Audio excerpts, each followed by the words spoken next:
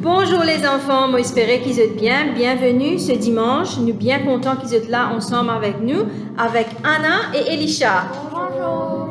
Alors moi j'espère qu'ils êtes bien, qu'ils passent une très bonne semaine. Moi quand je retourne à l'école, c'est ça? Ou à l'école en ligne? Non, on fait à l'école. Ah, vous êtes à l'école. Alors moi j'espère qu'ils ont une très bonne semaine. Et vous êtes prêts ce matin pour toujours nous rendre dans nos enseignements de le Nouveau Testament. La semaine dernière, je connais qu'ils ont gagné un très bon enseignement avec Micheline et j'espère qu'ils vont apprendre quelque chose aussi. Alors, sans plus tarder, laisse-nous courbe-nous la tête et nous prier. Papa, dans le nom de Jésus, je remercie toi ce matin pour chaque enfant qu'il a, papa. Papa, je suis là parce qu'ils ont envie de recevoir quelque chose de toi, papa. Parle à travers d'eux, papa. Papa nous connaît qu'une seule parole de toi capable change-nous la vie. Alors nous remercions toi ce matin pour tes paroles, papa. Nous donne tout seul, tout l'honneur, toute la gloire, dans le nom puissant de Jésus. Amen. Alors, les enfants, si je te rappelle bien, quelque temps de cela, c'est-à-dire 2 semaines de cela, nous cause le Nouveau Testament. Et ensemble, avec Anna et Elisha, nous disons qu'il y en a 4 évangiles, si je te rappelle. Nous avons Matthieu, Marc, Luc et Jean. Voilà, Matthieu, Marc, Luc et Jean.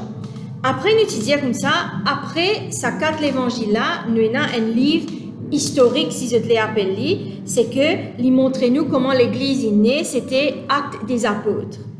Après cela, nous avons une lettre, nous avons Romains, nous avons 1 ou 2 Corinthiens, nous avons Galates, nous avons Éphésiens, nous avons Philippiens, nous avons Colossiens, nous avons 1 ou 2 et 2 Thessaloniciens, Tite, Philémon, Hébreu, Jacques, 1 et 2 Pierre, 1, 2, 3 Jean et le livre de Jude. Et si je me rappelle bien, le dernier livre qui Anna a dit, c'est un livre prophétique, c'est-à-dire Apocalypse. Voilà. Ça, c'est un résumé. Et bien sûr, Anna et Elisha, les deux, nous causent certaines femmes et hommes qui tiennent dans le Nouveau Testament, de qui nous sommes capables d'apprendre de eux, apprendre de la vie, apprendre, et une fois nous commettons une erreur, mais nous apprendre de cela. Alors ce matin, nous avons Elisha et Anna qui peuvent dire nous, chacun à leur tour, un personnage qui est là dans le Nouveau Testament. Elisha. Nicodème. Oui. Alors, qui est capable de dire nous sur Nicodème? Nicodème était un pharisien et un membre du Sanhédrin. Ok, il tient pharisien, il tient membre de Sanhédrin. Il apparaît 3 fois dans l'évangile selon Jean. Ok, dans l'évangile de Jean, il apparaît 3 fois.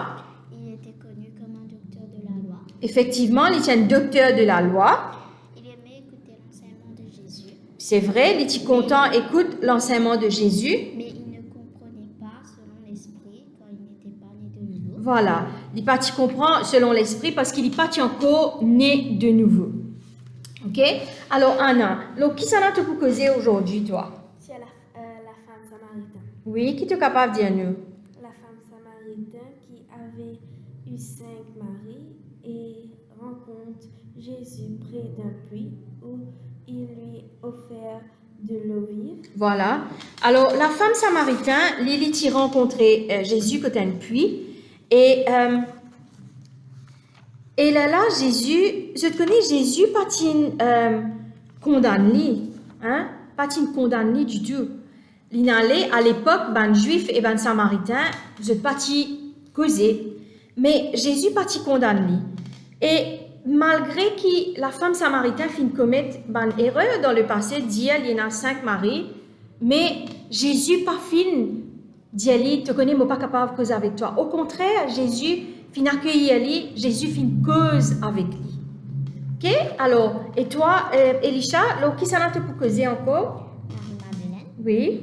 Marie-Madeleine sortit de Magdala. Oui, il tient un endroit appelé Magdala. Était une personne qui était possédée par 7 démons. Effectivement, il est possédé par 7 démons. Qui Jésus a délivré. Grâce à Dieu, Jésus a délivré lui. Depuis, elle est devenue une disciple de Jésus. Mm-hmm.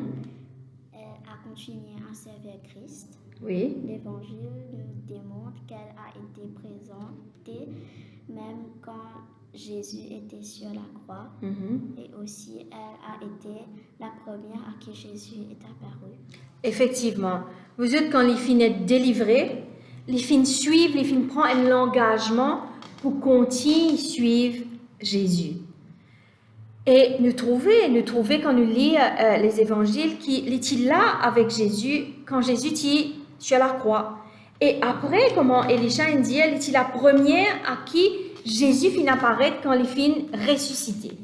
Alors, Anna, qui ça n'a pas causer encore qui nous capable d'apprendre quelque chose? Sur Étienne. Étienne. Étienne n'a pas voulu renier sa foi en Jésus et il a été le premier chrétien à être tué pour sa foi. Étienne, quand nous guettons, vous êtes, comment Anna fait dire, c'est une personne qui pas voulait régner sur la foi. C'est-à-dire, malgré qu'il a la fin dire, pas besoin de suivre Jésus, pas besoin d'aller que Jésus allait, pas besoin de l'enseigner, pas faire ce que Jésus dit. Il continue persister, persévérer dans la foi. Et nous trouvons, malheureusement, les finettes tuées, les finettes lapidées. Vous connaissez lapidation, lapider, vous connaissez ce que ça veut dire? Oui. Ça fait c'est quoi? C'est-à-dire que madame prend une rose aveugle. Prend une rose aveugle. Et je connais, dans les temps longtemps, les Hébreux, qui exécutent un criminel en jetant une pierre aux yeux. Et Étienne, c'est le premier, comme on te dit, Anna, le premier martyr chrétien. Un martyr, c'est quoi vous êtes? C'est une personne qui est mise à mort à cause d'une cause, à cause qu'il croit dans quelque chose. Étienne, il était lapidé parce qu'il était prêché ce qui concerne Jésus, et ben les autres disent pas si contents. C'est pour cela qu'il ben là, il lapide lui. Mais vous autres, c'est une chose qui nous besoin réfléchir. N'importe quelle circonstance qui arrive nous dans la vie, nous pas oublier et nous pas régner Jésus. Parce qu'il est même lui donne nous la force, il même lui donne nous la vie en abondance. Alors, peu importe la situation qui vient dans la vie, vous autres, nous besoin fort comme Étienne, nous pas régner nous la foi en Jésus. Amen. Alors, Elisha. Ananias et Saphira. Qui est capable de dire nous l'autre? Ananias et Saphira étaient deux membres de l'église de Jérusalem. Oui. À cette époque, les gens vendaient leurs propriétés pour apporter des grandes contributions à l'église. Ce couple avait fait la promesse de donner à Dieu et à l'église tous leurs revenus sur la vente de leur propriété, mais ils gardèrent pour eux une partie de l'argent. Ils moururent sur le coup dans l'église. Voilà.